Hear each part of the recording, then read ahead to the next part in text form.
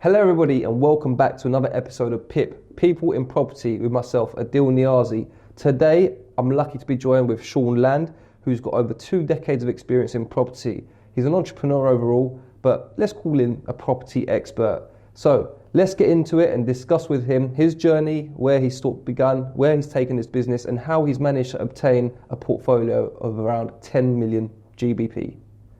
Sean, thank you for coming on. Nice to see you. Thank you, Adil. Lovely intro. Thank you. Amazing. Thank you for having me on, bro. No worries, pleasure. How was your drive down? Because I know you've travelled down from Essex. Yeah, it's quite an easy one, actually. Yeah. Just that I could have went through the Blackwall Tunnel, I could have went through Dartford, and I ended up paying $250 to go that way. That's all right. I still appreciate every little penny. I'm like, I wanted to go the other way, but I appreciate your time. I was like, I can't be late. Even 5-10 minutes, you can't be late. I appreciate that, man. Thank you very much. Obviously, as professionals, we do try and respect other people's times and everything like that. And obviously, as you know, it's all about relationships. So although this is our first time meeting, I know I've come across you on social media and stuff. That's why I was inclined to invite you on. I noticed you've got your own podcast as well, which is fabulous, which we'll put all the details below in the description.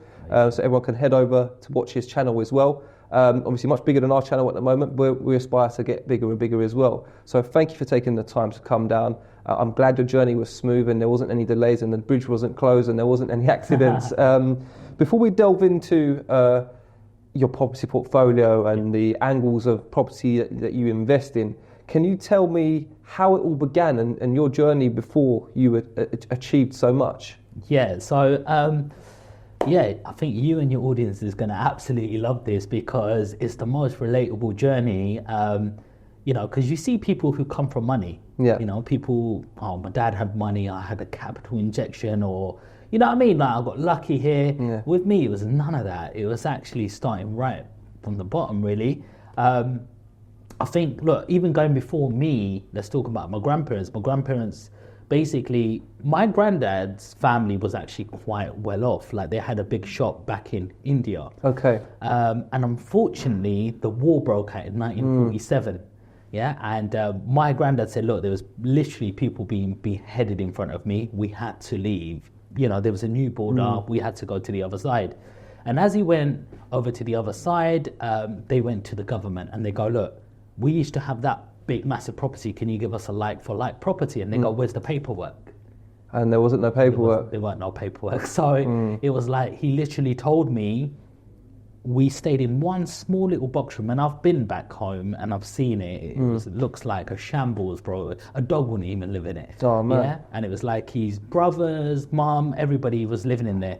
But it taught me a very, very valuable lesson. It's not through my life, but it's through empathy. Yeah. So by listening to his story saying that we had everything, and then we lost it all. We lost it all. It made you appreciate that one lesson of you can lose anything at any time, so you must be humble. Of course.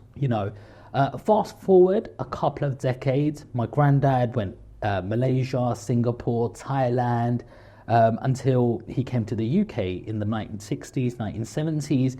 And when he's come over here, he's realised, he goes, look, it's quite a clean, good system here. And he goes, well, I'm going to call the family over here, etc. Yeah. So my dad and his 2 brothers, they came over. And again, they literally rented a room in a house. You have to start somewhere at the end of the day. Got to start somewhere. But it was just like quite emotional hearing.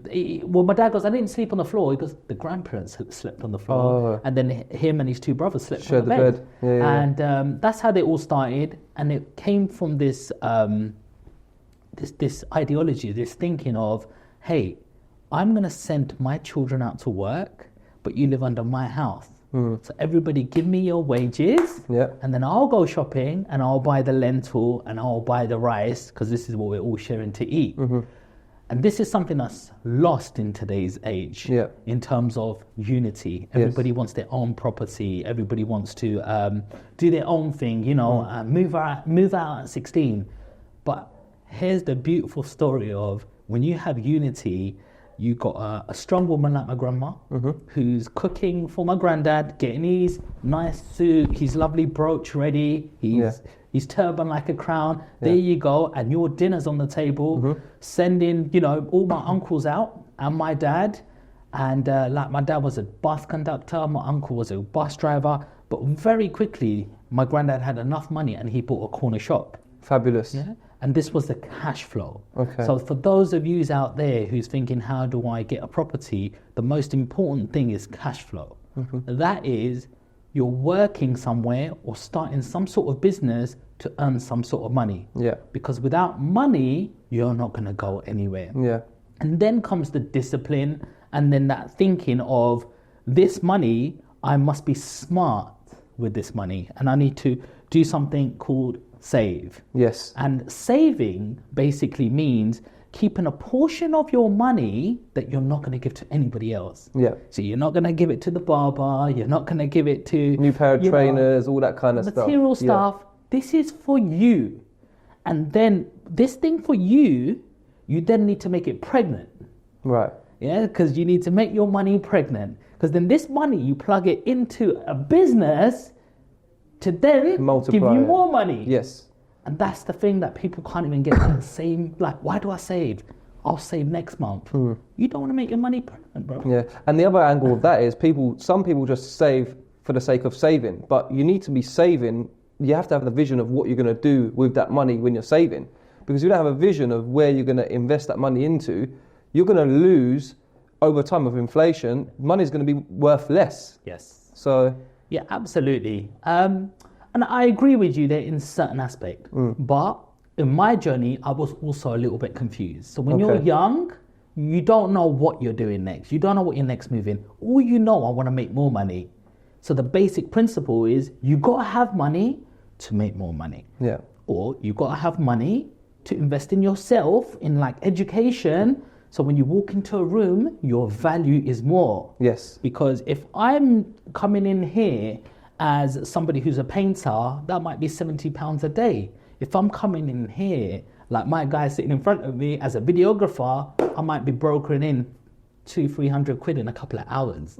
It's what your value is, it's what your skill is, it's what is out there in the market. So, you know, to be that guy who comes in with a camera, you got to have a couple of cameras that you've invested a couple of grand, some software that you're editing with. To come in as a painter, you might just have learned it and you just need a roller. So what are you going to do? So, you know, but money makes money, and you have to understand that. And I learned that from a very young age. So coming to my story now, I started growing up in a small 3-bedroom house with 5 of my siblings, and I used to go to my dad's corner shop. Not because I wanted to, because that's the only way I got to see my dad. Okay. You know, my mum would cook, we'd go to school, we'd come home, where's dad? Dad's at the shop. It wasn't no choice. I didn't hate him for it. I didn't say, why is dad not around? I knew what dad was doing. Dad was hustling for the family. He's grafting, He's putting food on the table. Him and my uncle would run the shop. He'd bring a little wage home, and we could live off that. So I wanted to be, because I was basically the only son, I wanted to be like my dad, like the breadwinner. So I used to go to the shop, and I used to learn how to price up all of the items and put it on the shelf. And then I realized, when new stuff came up, you couldn't take the easy route and just put it at the front. Stock rotation. Yeah. LIFO, FIFO, first in, first out. And these are like accounting practices. So the younger you are, don't say, I'm going to do it later. Do it now. Yeah. Because the younger you are, the more coachable you are, the less responsibilities you have, the less pressure that you have over missus or kids. You need to get started as fast as possible. And that's exactly what I did. And not only that, I started taking advantage of talking to customers, because you need good interpersonal skills and you good communication skills, because people buy from people. Definitely. Yeah? It's not like, I know this, blah, blah, blah, buy it off me. No. You know, I've heard people go, yeah, I know how to speak to an agent, bro. All right, cool. Can you show me? Because, you know, I mentor people. He goes, hi, I've seen your property. I want to do an Airbnb. You know, I can afford that. No, bro. That's not going to run. It's not going to run. Where's the rapport? What's rapport? Is that relationship building? Of course. You know, before we've started this podcast, we've built a little relationship. You know who I am. I know who you are. I've got respect for you. Yeah. You know, we've got respect for each other. So it's that little ability of, hi, how are you? Some people don't understand that though. It's a big opener. How are you? Because sometimes, when was the last time somebody actually asked you, how are you? It's like, yeah, I'm cool, bro. No, seriously, how are you? Yeah, actually, how am I? Like, what's going on? I'm at work. Is my family okay? Am I in line with my goals? And sometimes people just go, yeah, I'm all right, actually. This happened in my day. Oh, great. It's just a little opener. And that little opener, sometimes it'll be like, yeah, I was in the IT company today, been there for a few years now, and I had this client saying this. Again, that guy's got a mind, a vision of, I'm speaking to somebody who works for an IT company. Already, that's a 40, 50 grand job. Yeah. Like, already he's creating a picture of you. Yes. And I've dealt with a client like this. Oh, that was quite professional. Who is this guy? I want to know more about. I'm intrigued. You build that rapport and then ask a couple of questions around the property. Mm-hmm. How has this previously been run? And what's the landlord looking for? Security. Keeping it clean. You're worried about some maintenance. The last people trashed it. Get some information. Yeah. And then you pitch. Then you say, are you the sales manager? Are you the letting manager? Okay, well, I'd love to work with you. This is actually who I am. Then that person's going, well, we've already spoken for, even if it's a few minutes. Yes. It's an art talking. Yeah. And I think in this day and age, a lot of people don't have the art of speaking. They're like robots. Society's changed a lot. That's why, with this whole like social media and stuff, they're just used to pressing the like button and maybe just putting an emoji instead of actually direct messaging somebody to find out more about them and going more deep into it. And they just look at the image and make the assumption that they know that person from the image as such. So I think it's more difficult now, and obviously education-wise, people aren't as well educated in that element of things. I mean, taking it back, I had a pretty good schooling myself, so we was taught that in school, but again, like yourself, I was, helping at my dad's shop and all those kind of things, so meeting people from different walks of life and understanding how different people operate and being like a bit like a comedian as such, so you can be more relatable and understanding them, so they know to understand you a bit more as well. But I think, like I'm saying, I think society is a lot different now where things are a little bit more fast-paced and people want things like there and then. They're not willing to do the back work, if you like, of it. When has anything good been like easy and quick? Like, you want to go into the gym. I've done professional bodybuilding. Yeah, I want you to compete, get me on that stage. 3 months, 6 months? Nah, bruv, you got to go through a bulking phase. You got to go through a cutting phase. You got to go through a test phase. Am I going to eat peanut butter? Am I going to have jam? Am I going to you got to test it. It takes you years to make a good body, but people go, oh, he just done it because I just saw that transition. Nah, that's videography, bro. That's editing. The that's overnight success story as exactly. such. Yeah. But people want quick, so let's give them quick. Because in this podcast, people go, how do I bloody make it? How do I make money? Well, let's be honest, 95% of people won't teach you how to make money. That's the honest truth. I've been through banking and finance. I have had my own building company. I've had a restaurant, which is, the Little Greek Kitchen. I've had, been working for McDonald's. I've been, hospitality industry. No one's actually taught me how to get rich. Right. No one's taught me how to build wealth. And you're probably thinking, that's a bit harsh. You probably met some brilliant people. And probably you guys have at home too. However, these people haven't taught me how to get rich. I've learned through family. I learned something outside of the system because school is a beautiful place. Let's not slate school. It teaches you respect. There's a teacher up there. Whether you're having a shit day, good day, bad day, there's always somebody who sees, are you okay today? It teaches you discipline. It teaches you to listen to your elders, respect. But also, it's quite generalized. Anyone who's been really, really great. I've had quite a few people on my podcast recently, and I see the pattern. This guy's got 65 Airbnbs. Where did he learn his discipline? He joined a sailing club, and he ended up going for Team GB, playing on a national level. How did he do that? Well, he realized very quickly that if I don't steer the boat this way, it ain't gonna go that way. And that's the exact same thing with life.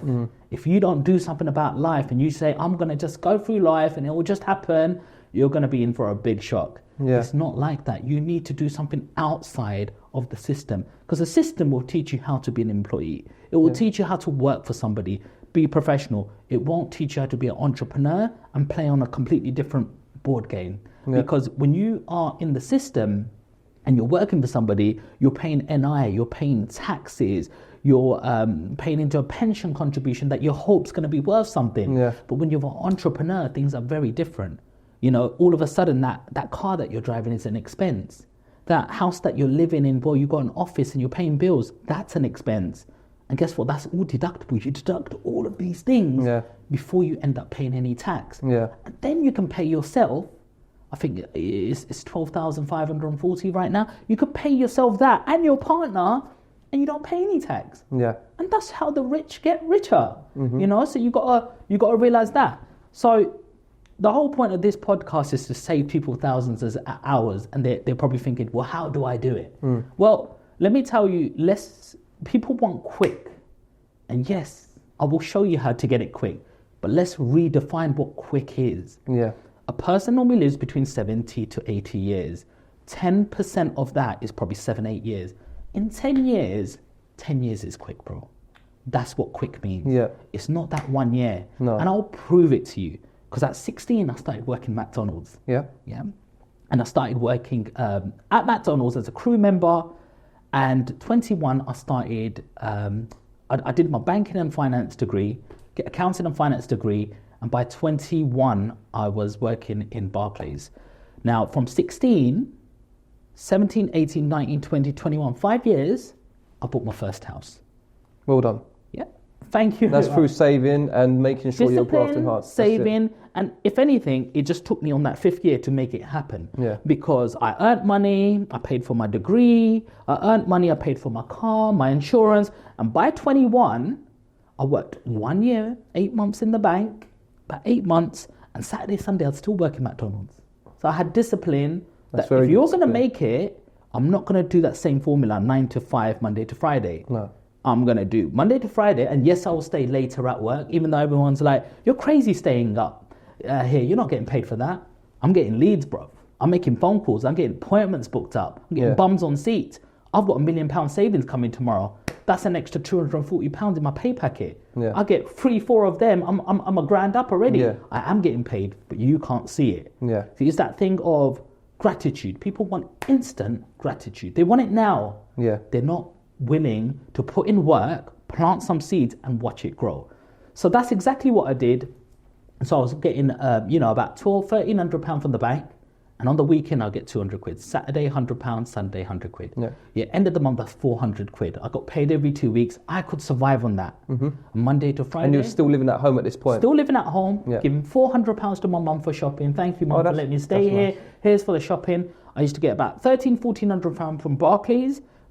300-400 quid I used to give from my mum. And then that extra £1,000 goes straight into my savings. Lovely. I don't need it. Mum, I want chicken and rice. She'll put it in a pot for me. I'm eating that, yamming that out at work. Yeah. I want a coffee. I'm going to take my little Costa, flask. Exactly, Yeah. that's it. Take it with me. And how much does it cost to have a coffee at work? Well, invest in a £15 kettle and some £1 rice, coffee granules, and that's it. You're there. You're nearly there already. Yeah. Make these smart choices. I'm telling you, it's all the little things that make the big things. But on that coffee point, sorry to cut you, people don't realise that. So they're going to spend like £2 to £4 on a coffee at Costa or Starbucks, wherever it may be, but then they have 3 of those a day. It all accumulates by the end of the week. And it doesn't just stop at that one coffee. How often you go in there and you pick out that muffin or that biscuit looks nice too? That's what I'm saying. But tenner's gone already, innit, bro? I was going to call it a benner. You're like, bro, you're smoking weed, bro. How do you know that terminology? But what I'm saying, you look, at the end of the day, you've got to be smart with your money. It's all the little things that add up to the big things. Start doing that. Discipline yourself. Have accountability. It's that little voice in your head. No one's going to push you. Yeah. Yeah. You ain't going to have a teacher or a college teacher or... When you have your personal money, that's your money. Even a boxer will tell you, I'll have a manager, I have an agent, but when I get my money, well, why are they left with no money? Do they have that person who teaches them what to do? No. I'm good at fighting, punching somebody in the head, very intelligent people, but when that money comes in, I want to enjoy it. Yeah. Who teaches you about, financial literacy? It's up to you. Now, let's not moan about it. Let's not complain about it. Do something about it. Exactly. Yeah. Get up and do it. So I bought my first house at 21 and I learned the art of saving money and putting it into assets. And I opened a separate bank account and the money started going into there. For the rental income, yeah? Yeah, Because you were still living at home, yeah? That's it. Perfect. There. I had another house, or my Barclays job here, which is my rent-to-rent strategy. And then I had a McDonald job here, which is another cash flowing. So can you see I've got three streams of income. Three streams of income right now. And still, I stayed in that same remit of doing the exact same thing of what I was doing. Acting like you're broke because you want to invest more in the future. Yeah. Not acting big for girls. Listen, if you want to act big in front of a girl, Show how you can talk. Show how you can move. Go to the gym. Spend 20, 30 quid on the gym group. That's what women like. A strong, confident man. Can he talk to me? You know, if you feel that I need to come in with an Armani jacket or Gucci for her to notice me, bro, is that really confidence? No. You don't need none of that. Maybe that can come later. But the thing with that is as well, if they are looking for that, as you know the story of your granddad, they had it all and then they had to leave because of the war. You might have it all now. But what happens when that top tap stops dripping and you can't afford that Dior and that Gucci and all that, and then they're going to go to the next because you can't talk, you don't know how to walk, all that kind of stuff, and you lose that thing. So very valid point there. And so I learned the art of rinse and repeat. So I did the second house at 23, 24, 25, 26. But there's a book called The Alchemist. I'm going to stop it right here for a minute. And The Alchemist book is about some guy on his journey. He meets magicians. And there's one little lesson. On his journey, he goes to a castle. And he meets this wizard. And the wizard goes, I want you to take this teaspoon with this oil and walk around my whole castle and bring it back without dropping anything. So the guy goes and does this. And he comes back and he goes, look, I haven't dropped any. And he goes, did you see my lovely paintings? And he goes, no. Did you see the garden I built over 15 years? And he goes, no. He goes, well, when you tell me about that, you know, go and have another little walk. So he goes around the castle and he comes back and he goes, your painting's beautiful. He goes, where's the oil? And he goes, I dropped it. This is life. You've got to do the task in hand while being vigilant of what's going on around you. And that's exactly what I did in the bank. Not only was I a cashier, I was a coordinator, a personal banker, premier manager. It took me 2.5 years to go from 15,000 to 70,000 pounds. I got myself into boardrooms. I broke their rules of, you can't move for 18 months, Sean. It's a banking rule. But 8 months, you're headhunting me. Who's that top cashier winning the Millionaires Club? Who's that top number one personal banker? Richard Fuggle, the RPM, like, you know, the performance manager is saying, who's that top guy on that leaderboard? Get him in this office now. And let's give him a phone. Let's see what he can do with these big boys now. Yeah. And then, you know, when you walk in, they're going, who's this little kid walked in? This little 23-year-old, and it's me just quirky. And they go, oh, there's Sean. Like, that's number one in West End. Him. How does he do it? Man, we're hustlers, bro. Yeah. You know, the first thing you got to do when you're with somebody is, what can I do for you? How can I serve you? Offer your value. You know, exactly. Like, you've got 5 accounts here. Look, 3 of them are dormant. That's messing up your online banking. Let me get these closed off for you. Does that look neater? Cool. What's your wife's name? How many kids do you have? What are their names? So next time I'm seeing you is, how's little Rachel getting on? How's the nursery going on? And then you're going on the next conversation. Oh, by the way, you know, in 6 years she's going to be starting private school. Have you sorted her fees out already? Oh no, I never thought about that. Well, I did. Should we open a little savings account and start that journey now for you? Yeah. It's just about thinking ahead, the long-term goals. Yeah. So I did all of this, and by the age of 26, became a millionaire. I sat with my accountant, and he opened up my statement, and he goes, Sean, you know that house is worth 250, that's worth 300, that's worth 180. You're a millionaire. I was like, what? Asset rich, yeah? Yeah. Well done. And I was like, I'm a millionaire. That's a good achievement. Exactly, but it's something that only 1% of the world is able to accomplish. Yeah. But and you say that was by 26, did you say? By 26. So look at this, 21 was 5 years, 26, 22, 23, 24, 25, 26, 10 years. That's what quick is. Yeah. And if you're focused, within 5 to 10 years, you can really, really make it. For sure. Yeah, and you just got to be in your lane. There's a train track, don't get off. Don't let your emotions take over. Don't say that will happen tomorrow, because tomorrow never comes, because when it's tomorrow, it's tomorrow again. Yeah, constantly pushing it back. Be accountable. Yeah. Know what you're doing.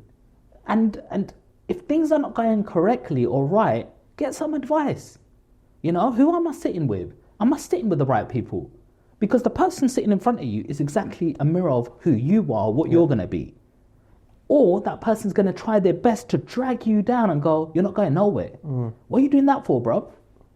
Don't take advice of people who you don't want to be like either. That's it. You know, people go, oh, you'll never accomplish this, bro. Oh, don't do that, bro. This is going to happen. They're putting their fears of Into their you. mindset onto you. Yeah, because you are the company you keep at the end of the day, isn't it? And you can't be taking advice of someone that hasn't experienced what you're looking to experience or achieve. And it's that age-old saying if there's 5 people around you, you're going to be the 6th person. If you're 5 drug dealers around you, bro, you're going to be the 6th drug dealer. Yeah. If there's 5 entrepreneurs around you, most likely you're going to be the 6th entrepreneur because you know what he's doing. Yeah. You know how he's running his Because you take a leaf out of their book as such, You know isn't how it? they're talking, walking. You want to walk like them, talk like them. That's where you want to be. Yeah. You know, and if you're not sitting with the right people right now, then you've got to take a good look at yourself in the mirror and say, what am I doing with my life right now? I'm not doing that anymore. Let me pick up Eventbrite and let me go in the finance or property section and go in, what property events are there and how can I find like-minded people who want to do what I want to do or already done what I want to do, and how can I be like one of them? And very quickly, new conversation will start arising. You'll notice you'll start to dress different. You'll start to talk different. You see, when I started the bank, the first thing they asked me was, Sean, what's wrong with your leg? I'm like, Was it bopping? no, I was bopping. I said, nothing's wrong. I go, why are you walking like this for, bruv? Why are you walking with the limp? I was like, that's the way I walk, innit? Like, I'm from East, bruv. Like, but listen, you can't do that. If you want someone to buy off you and then you're selling £1 million products, you can't be acting like that. So you get good training. You know, it's not to say you can't be who you want. But remember, your mindset is being drawn on since the day you're born. And not everything in the start of that mindset is correct. Not everything you learn at the start, not every experience is the same for everybody. There's some people who come from a single parent background, someone who's seen family members raped, someone who's been stabbed, who's on edge.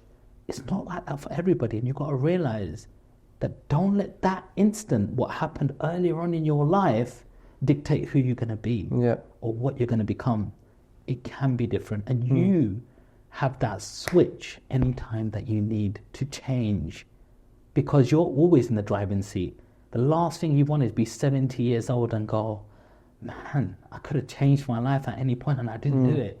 Awesome, Sean. That is great life lessons, great angle for people to take on and information for people to take on that need to make a change or want to make a change.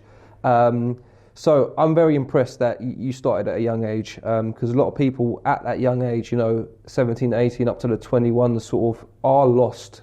So if you're in that age group and you're watching this, take a leaf out of Sean's book and try to set some money aside for your future to be able to start investing. They do say bricks and mortar never loses value. I know you may have a dip, but in the long run it always goes up. And Sean's journey is a testament to that. I mean, five properties in 5 years from what I recall you saying.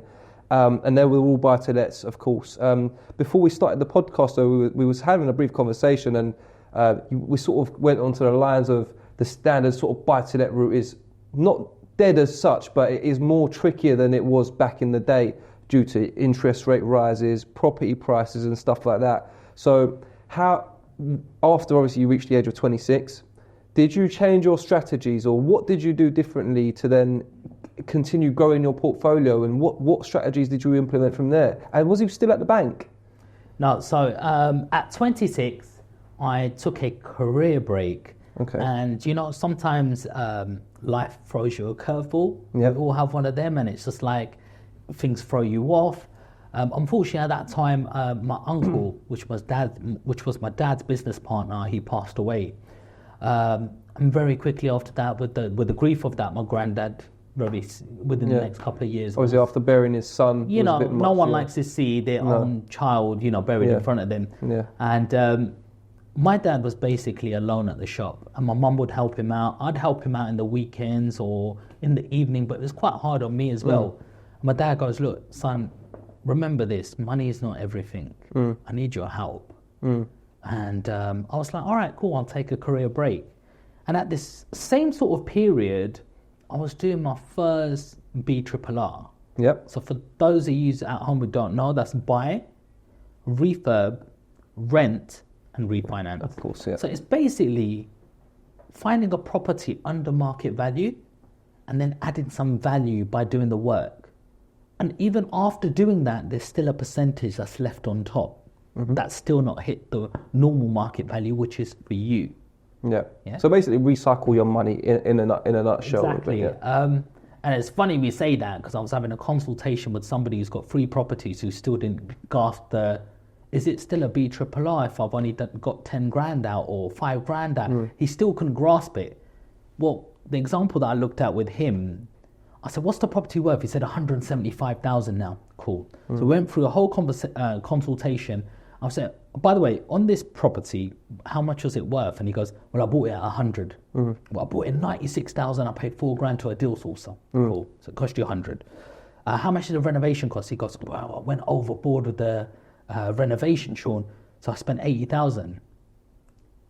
So I was like, hang on, that's cost you 180,000. And the market value is 175. And he goes, yeah, but then the roof ain't going to go wrong. That's good for 20 years. The boiler, I went, hang on, stop. No. You've got the headache of buying this property, taking the headache of project managing builders, and now you're going to refinance it. Don't ever do that. Go and walk next door and buy that one for the market value if that's what you want to do. Yeah. The whole point of this is you had to do this. You had to buy it for 100 and you'll spend 40k maybe. Yeah, 31,000 was your limit. Yeah. Because that other 25%. And okay, if you got 5 or 10,000 over, it's not the end of the world. You've still made something, and very quickly, within 1 year, you'll make some rent to And cover that. subsidize it, yeah. But that's not a BRRR. No. So for those of you who are thinking, I know BRRR, that's what a BRRR actually is. So I bought this 1.5 bedroom house in Stratford that nobody wanted. I bought it for 197,000, and as I acquired all these lottery tickets, so what I call houses are cash machines. Because all it is basically a cash machine that gives me money every single month. I don't pay these mortgages. My tenants give me the money and I pay these mortgages. And basically I done the planning permission and we could have converted it into a 6-bedroom. 4 bedrooms upstairs. What, the 1.5 bed? Yes. Well, that's so brilliant. basically, it had land on the side, double-story side extension. First, I went for a house. The council wouldn't allow it. It wasn't big enough. So then I put 2 more bedrooms and a bathroom upstairs with the existing 2 bedrooms. Then downstairs, where you walked into the lounge and the kitchen, became 2 bedrooms. And on the side, you walked into a kitchen diner. Yeah. And where the stairs, I changed them around so I could fit another bathroom underneath. Okay. So I turned it into a beautiful house, but guess what happened? The builder messed me up. He's put the double skin walls up, we've done the foundation, we've done the roof, we've started on the internals, and he goes, look, I need to finish a roof off, I need 4 more grand, we've gone off budget. And I was like, I'm stuck now, innit? What do you do? Yeah. All right, well, I don't want this again, but here you go. I'm going for my runs in the evening, I'm quickly opening the door, checking there's no new roof, rafters up there. There's no one's been there for the day. 2 weeks later, I'm like, bro, what's going on? He goes, I need more money for the roof. I went, you ain't done nothing with the last money. Yeah.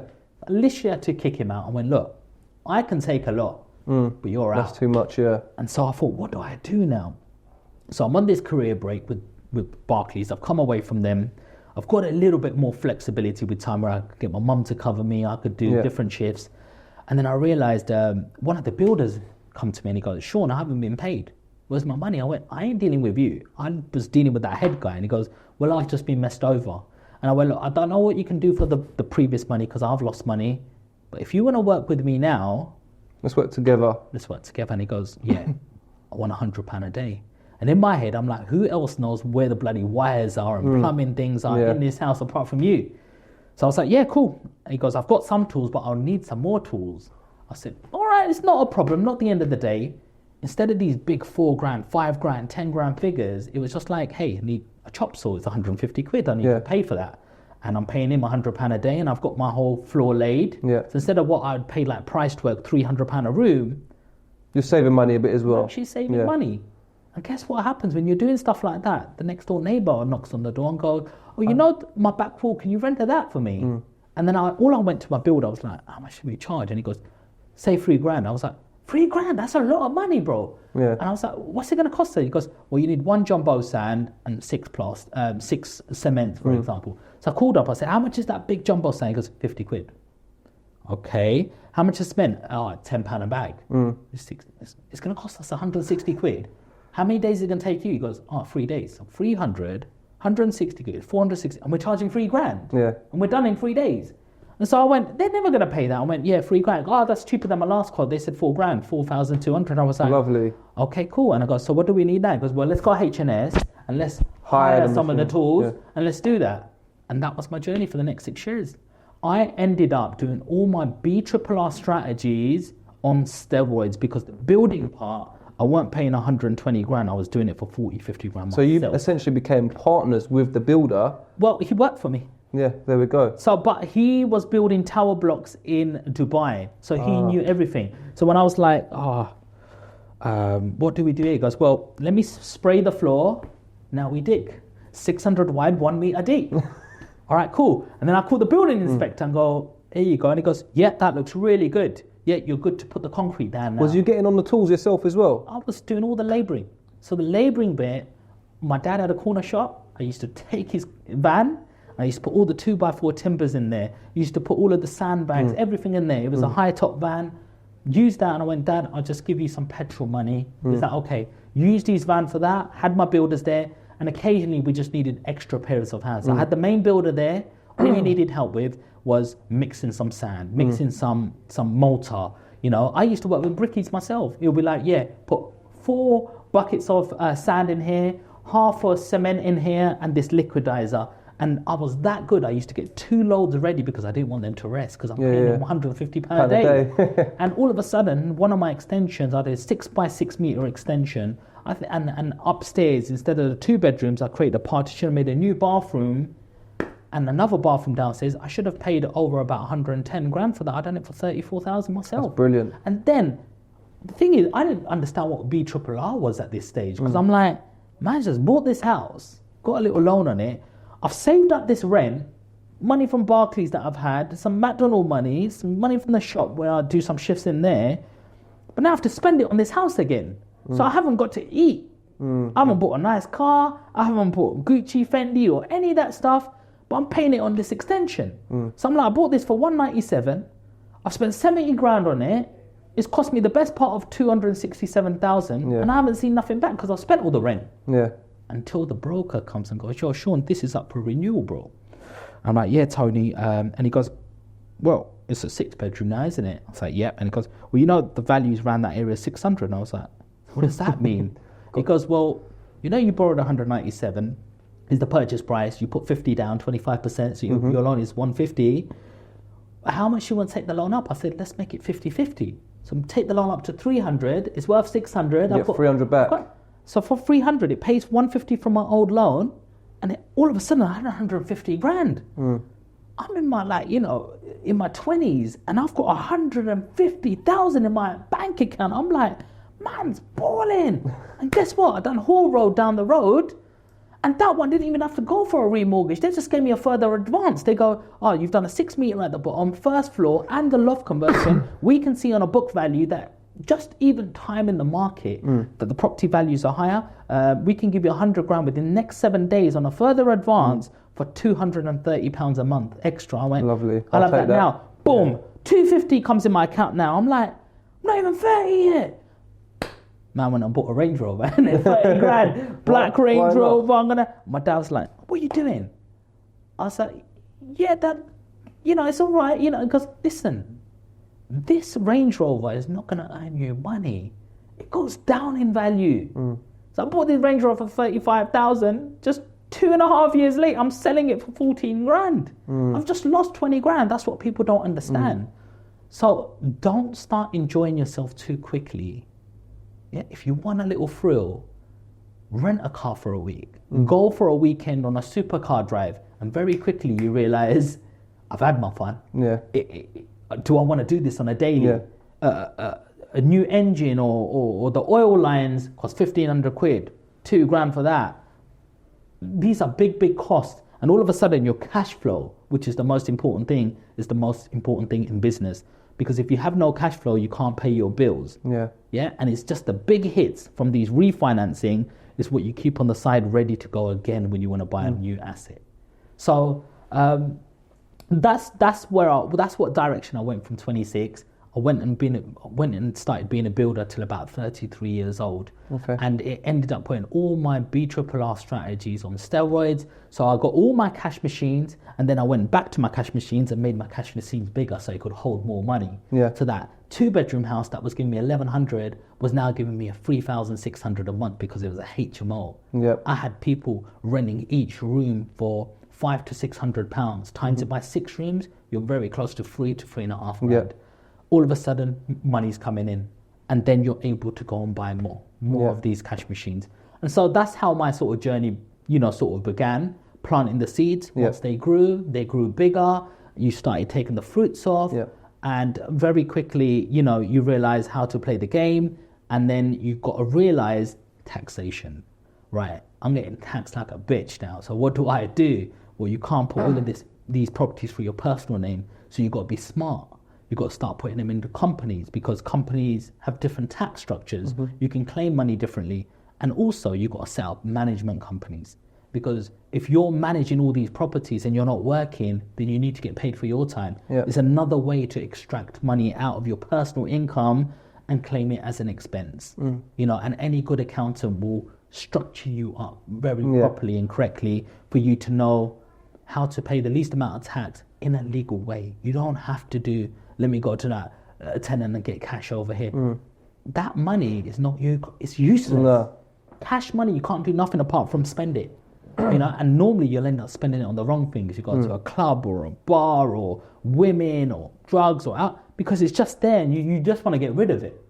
You'll find the easiest possible way. When it's money there stuck in your bank, you go, do I really want to spend that money? Exactly. Or am I going to put that in Dubai and get a nice little flat there too? You know what I'm saying? You got to make. So what's your goal then? Your long-term goal? Obviously, you're building wealth. Yeah, you've got 3 children yourself. Yes. So you've got a family.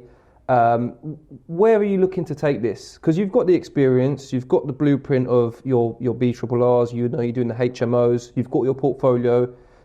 You've got trees now. You haven't got the seeds. You've got the trees. You're able to pick the fruit. What are you looking to do? So, first of all, when you're an entrepreneur, it's not just about building wealth.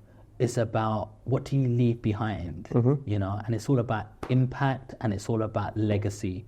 So like, for example, next month I'm going into a school, I'm going to give an assembly lesson over there, and I'm going to be taking the year 10s.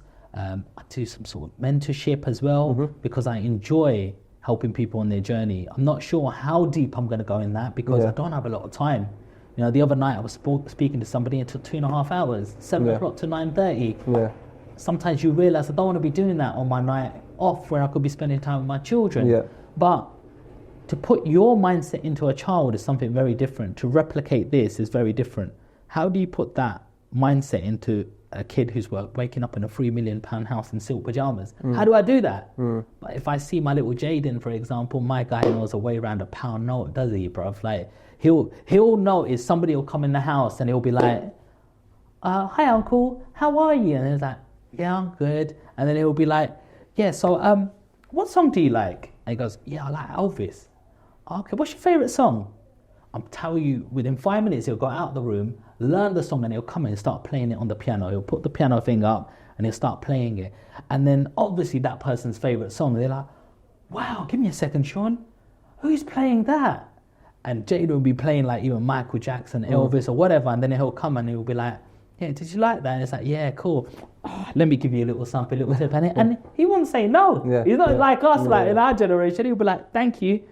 £5, that's my KFC. You know what I'm saying? He's a little hustler. And I'm just looking, going, that's what you need to leave behind. People, little people who have grown up around money but still have that drive of, I want to be successful every day. I want to put money in my pocket. I want to be able to run my own expenses and look after myself. Do you know what I mean? So it's all about impacting lives. And let's be honest now, I've worked my whole life. I would actually probably go in depression if I just sat in a room doing nothing all day. The thought of, I'm going to be in bed till 12 o'clock, there's nothing worse that I can think of than that. For some people it's a dream, and people end up hating themselves. They go, oh, it's 12 o'clock, half the day's gone, bro. Fuck it, today's a write-off, innit? Let's just put the Xbox on and that's it. And bro, you're not living. You're uninspired. You have no purpose. Us as human beings, we're supposed to go out and hunt. We're supposed to go out and kill. We're supposed to go and bring something and feel that we're successful at something. Not sit down and be lazy and go, yeah, I can just... let the day go by. Uber Eats, innit, bro? Yeah, Uber Eats is coming through that door. Yeah, I'm still in my PJs, in my little, robe. No, that's not living. That's why you are in the position you are in. Start getting up early. Start having a routine, because that's what we're made to do. We're supposed to get up. We're supposed to go and hunt. We're supposed to provide for the family. We're supposed to, look after and inspire children, for example. All of that needs to happen. Yeah. Let's not let this instrument called money saying, we should be just going to work and just chained to a desk. Yeah. This is why even then... and just getting by. Exactly. Get yourself to the gym. Get yourself working. Get yourself doing something. Get yourself moving your body. Be the best version of you. You only get one shot at life. Why not be the best? For sure. Why just do life and say life just happened with me and I'll just join the crowd? No. That's not right in my eyes. Join the 1% club, yeah? Join the 1% club. At the same time, if that's what makes you happy, then do that. Yeah, because there's nothing greater than being happy. Yeah. For some people to get up in the morning and be happy, it's a dream. Some people are very depressed and things don't make them happy, but these are the simple things. Just have a routine, go to the gym, push your limits, feel that you've been successful at something, and very quickly your world starts changing. You start seeing more opportunities. You'll be doing a dumbbell set next to somebody who's going, yo, bro, do it like this. Oh, wicked, what's your name? This is me, this is you. Oh, built a relationship there. Get yourself in a better gym. Yeah. Instead of getting yourself down to £100 and spending in a bar that night, spend £100 on a good virgin sort of gym. Yeah. All of a sudden you're around people who are earning good money as well. You're not in the gym group where people got 30 quid. You're going to be around 30 quid people who don't appreciate you, who don't respect you. Maybe somebody with a higher gym membership will go, yes, I'm a broker in this firm, or I have this sort of business. Oh, well, wicked, bro. I'm in the sauna with you now. How'd you do that, bro? You're having a casual off-camera sort of, chat. These are people who are going to inspire you. This is also networking. Play it smart. Definitely. Sean, it's been a great pleasure to have you on, man. Your journey's been very inspiring, and I'm glad to see that you're still rearing and you're still at it, and I'm sure you will leave a good legacy behind. And from the sound of what your son Jaden's doing as well, I'm sure your kids will all turn out fine as well. But look, it's been a pleasure to have you. Thank you for coming.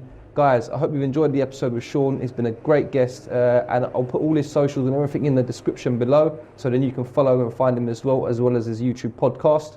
And yeah, thank you for watching. Don't forget to leave us a comment, and also subscribe so you can see all of the other guests that we'll have on the show. I'll see you on the next one.